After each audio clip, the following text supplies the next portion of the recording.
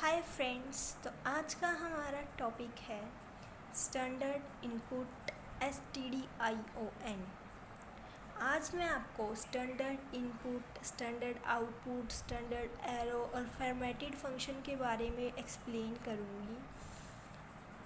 तो स्टार्ट करें।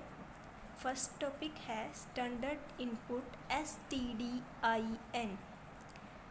जैसे friends, we enter data to our program using the keyboard in C. Keyboard is considered as standard input file. Means हम जब भी data enter करते हैं किसके थ्रू करते हैं, कीबोर्ड के थ्रू करते हैं, तो कीबोर्ड को क्या कंसीडर करते हैं हम, स्टैंडर्ड इनपुट फाइल। तो यूज़र क्या करता है, अपने डाटा को ट्रांसफ़र करता है using the keyboard character by character, मतलब एक एक करेक्टर टाइप करके वो अपने डाटा को ट्रांसफ़र करता है। These characters are then stored in a temporary location. तो ये करेक्टर जो होते हैं सबसे पहले एक टेम्परेरी लोकेशन में जाके स्टोर होते हैं, जिनको हम क्या कहते हैं, called buffer. Until the entire line is read. Means जब तक एंटायर लाइन रीड नहीं हो जाती तब तक वो character as a buffer store होते हैं। ठीक है। The end of line is indicated by pressing the enter key on the keyboard. हम एंड ऑफ लाइन कैसे इंडिकेट करते हैं, एंटर की प्रेस कर देते हैं तो नेक्स्ट लाइन आ जाती है। इसका मतलब जो पहले वाली लाइन थी वो ख़त्म हो चुकी है। ठीक है। Once the entire line is read, the C program converts it into appropriate data type and store them in appropriate variable। मतलब पहले तो वो टेम्परेरी मेमोरी लोकेशन में स्टोर हुए थे बफर में, लेकिन जब लाइन पूरी रीड हो जाती है, कंप्लीट हो जाती है, तो उसके बाद सी प्रोग्राम क्या करता है, उसको एक अप्रोप्रिएट डाटा टाइप में कन्वर्ट कर देता है और एक अप्रोप्रिएट वेरिएबल में स्टोर करवा देता है। ठीक है फ्रेंड्स।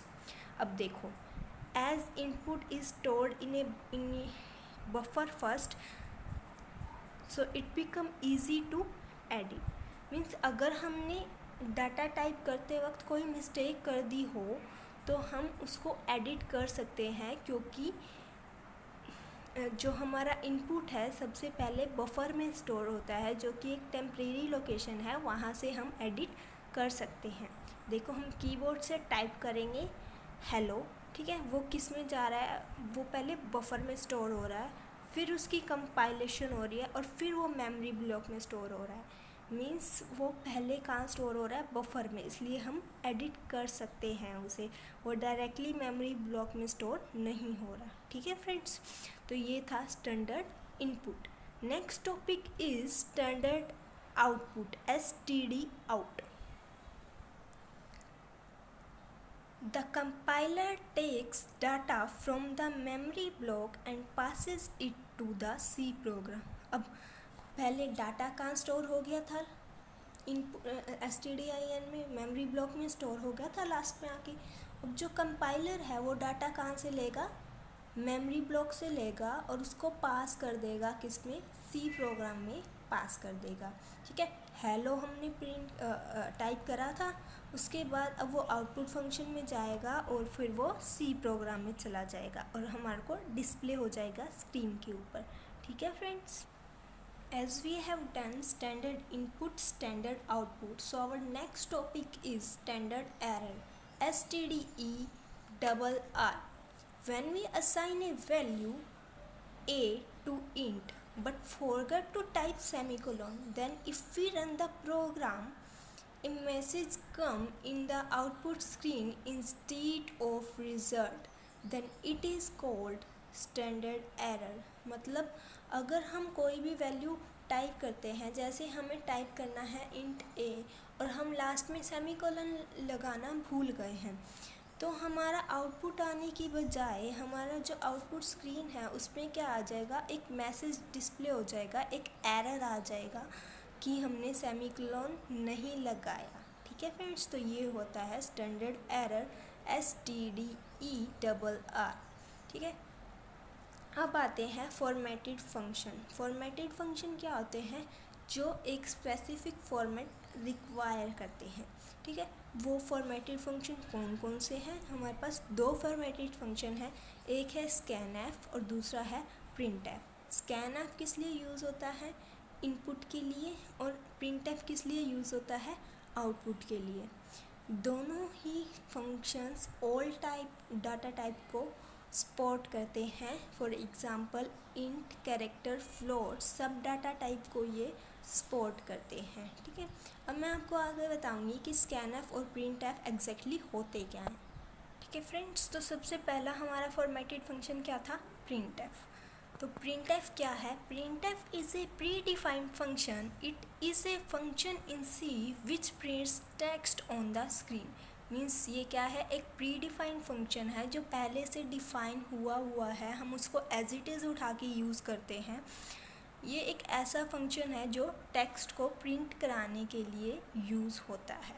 अब इसका सिंटेक्स क्या है? इसका सिंटेक्स है print F formatted string double quotes के अंदर और आर्ग्यूमेंट लिस्ट सेमीकोलन। ठीक है, फॉर्मेटेड स्ट्रिंग क्या होते हैं? अब सबसे पहले फॉर्मेटिक स्ट्रिंग मैंने आपको बताया था, याद है आपको? हमने प्रैक्टिकल करा था, तो प्रिंटएफ कराने के लिए %d यूज़ करा था। मैंने कहा था यहाँ इंटीजर है इसलिए %d यूज़ कर रहे हैं हम यहाँ। तो ये सब क्या होते हैं? फॉर्मेटेड स्ट्रिंग होते हैं। वहाँ इंटीजर था तो हमने %d यूज़ करा। ऐसे ही अगर कोई और डाटा टाइप हो, जैसे फ्लोट हो तो हम %f यूज़ करेंगे, कैर हो तो %c, स्ट्रिंग हो तो %s। ठीक है फ्रेंड्स, तो ये प्रिंटएफ के बारे में था। और हम एक एग्ज़ाम्पल देख लेते हैं। फॉर एग्ज़ाम्पल प्रिंटएफ, हमें प्रिंट कराना है क्यूब किसी नंबर का। ठीक है, तो प्रिंटएफ हम डबल कोट्स में क्या लिख देंगे? Cube of number is int, integer ले लेंगे, इंट ले लेंगे डाटा टाइप, तो हम यहाँ क्या यूज़ करेंगे? %d, और क्यूब ऑफ नंबर क्या होता है? Number into number into number, तो वहीं सेम हमने कर दिया, और लास्ट में क्या है? सेमीकोलन। ठीक है फ्रेंड्स, तो ये था प्रिंटएफ के बारे में। अब नेक्स्ट क्या था? Scanf function. तो स्कैनएफ फंक्शन क्या होता है? Scanf is also a predefined function. ये भी प्रिंटएफ की तरह ही एक प्री डिफाइंड फंक्शन है स्कैनएफ भी। The scanf function is use to input. Printf किस लिए यूज़ हो रहा था? आउटपुट, मतलब डाटा आउटपुट कराने के लिए, स्क्रीन के ऊपर प्रिंट कराने के लिए। और ये किस लिए यूज़ हो रहा है? डाटा इनपुट कराने के लिए। It reads the data input data from the user screen. ये डाटा इनपुट डाटा को रीड करने के लिए यूज़ होता है फ्रॉम द यूज़र स्क्रीन। इसका सिंटेक्स क्या है? सेम है प्रिंटएफ की तरह, बस प्रिंटएफ की प्लेस पे स्कैनएफ यूज़ कर रहे हैं। तो scanf format string argument list. Format string का मतलब वही है जो हमने अभी ऊपर पढ़ा है। ठीक है, आर्ग्यूमेंट लिस्ट वो हमारे डिपेंड करता है हम प्रोग्राम कौन सा ले रहे हैं, उसी हिसाब से हम लेंगे। हाँ फ्रेंड्स, इसमें हम एक चीज़ और यूज़ करते हैं स्कैनएफ।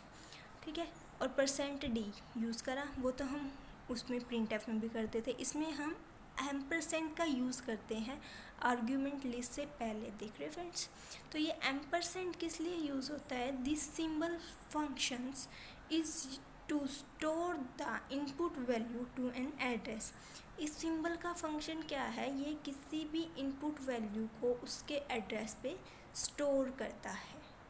ठीक है फ्रेंड्स, तो ये था स्कैनएफ के बारे में। तो आज हमने फॉर्मेटेड फंक्शन करे, स्टैंडर्ड इनपुट करा, स्टैंडर्ड आउटपुट करा, स्टैंडर्ड एरर करा। नेक्स्ट लेक्चर में मैं आपको प्रिंटएफ का प्रैक्टिकल तो हम बहुत बार कर चुके हैं, मैंने आपको करके दिखाया था प्रोग्राम में।